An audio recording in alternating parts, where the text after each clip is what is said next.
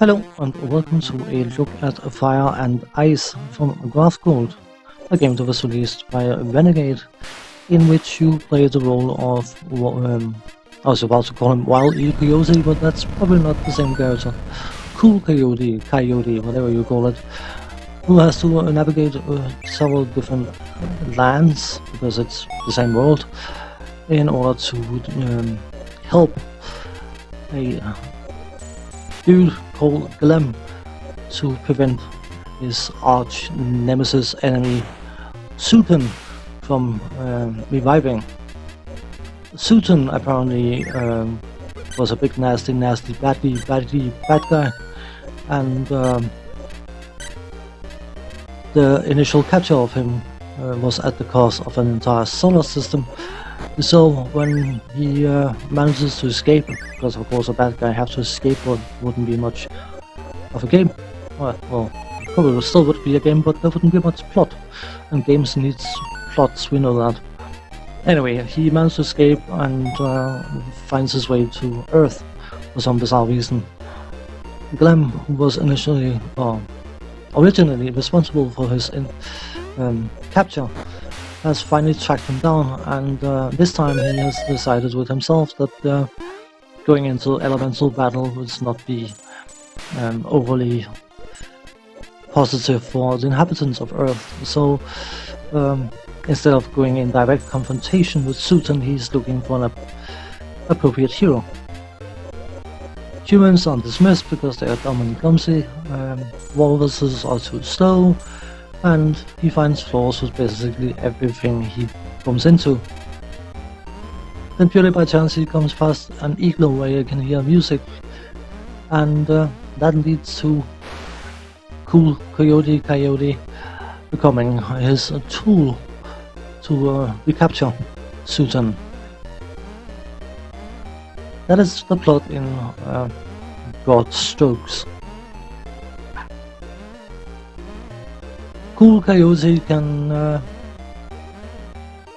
defeat enemies by using his freeze pellets, which when you hit an enemy a handful of times will cause them to freeze, and then you can run into them and jump into them in order to break them apart, and if they carry a key piece that will pop up, and you can pick them up, but if you don't pick them up they will eventually travel to you, which is a nice little game design thing that I fully appreciate. You can also find special weapons which you can use temporarily, like 5 shots and spread shots and all sorts of other interesting things, and then you have a number of ice bombs which you can use by holding down the joystick and hold down the fire button. It is basically a smart bomb, except for the fact that it doesn't blow things up, but it causes enemies to be frozen. The aim of each level is to find a key which has been split into 6 pieces and given to Sutan's minions, and those minions are basically everything that is not you. Each minion type carries 1 piece of the key. So if you have seagulls, penguins and Eskimos, I think they're called in this game, then one of each will have a piece of the key. It will not necessarily be the same enemy from game to game, but it is nice to know that if you are looking for a specific key piece and you haven't got it from one specific enemy type, then chasing down that enemy will eventually yield the key piece. The puppy that's following us at the moment, it is very shy and very easily frightened, so you have to make sure to stay relatively close to it in order to get it to follow you, and it will help you in numerous ways, mainly the fact that it shoots when you shoot, and if you send a barrage of ice pellets in a certain direction, the puppy will become brave and jump forward in that direction. That is how you can somewhat control it. But if it goes off your view, out of your view for an extended period of time, you will be left behind, and picking up can be rather annoying, but patience will reward the patient. Ha! If you manage to get the puppy even to the exit, once you found all 6 key pieces and unlocked the exit even, which is marked by a very obvious keyhole, then upon exiting the level, the puppy will give you an extra life, so it's definitely worth trying to get them to the exit.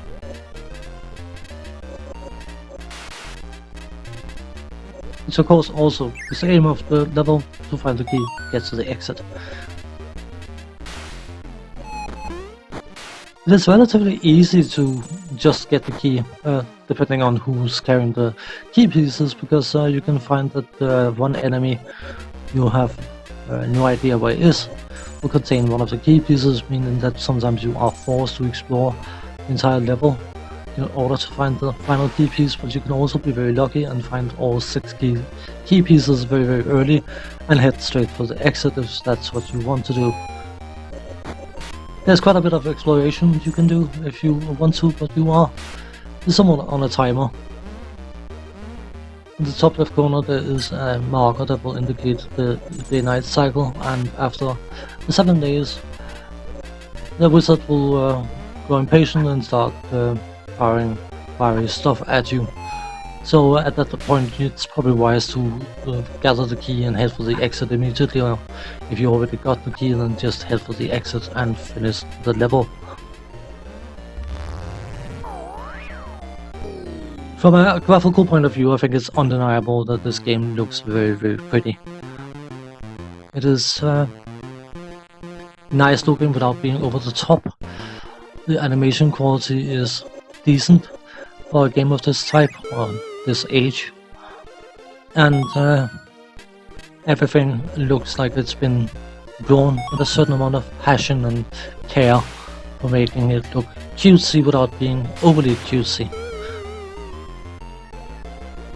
The music, specifically the introduction music, is of a very high quality and into tune, even though the loop is relatively short. It is a loop you can easily listen to.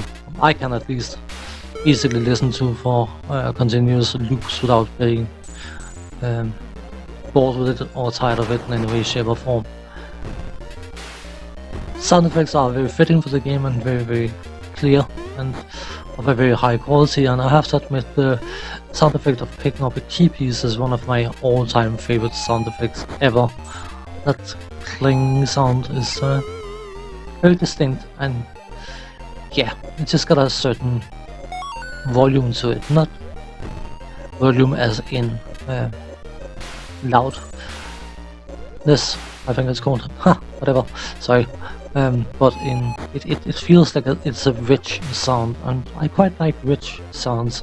So yeah, graphical point of view and sound point of view, I have absolutely no complaints about this game. The controls are somewhat spot on, I would assume, because we are in an ice world that is where the justification of the ice physics are made or done.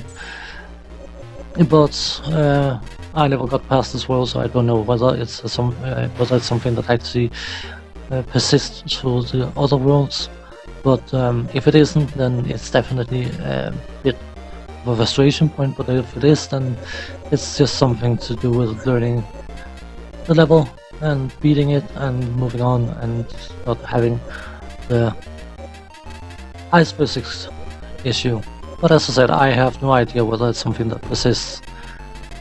If it doesn't, I will happily tolerate it, and if it does, it's not something I'm going to be overly happy about, to be honest. But as I said, I don't honestly know. So the gameplay, it is a platformer with a certain amount of action, cutesy action, but action nonetheless. Sometimes, and it depends on which enemies are carrying the key pieces and which enemies are not carrying the key pieces, completing a level can be relatively simple or relatively not simple. The exploration part can be either enjoyable or frustrating depending on who you are as a player, and while I do enjoy the game and I can appreciate the quality of the game, I do find that it packs an awful lot of trial and error, which for the patient player is a good thing, but for the humble content creator is not necessarily the greatest thing. I could easily see myself sit down and try to beat this game one day though, so it gets top marks for me. Thanks for watching, take care, see you next time, bye bye for now.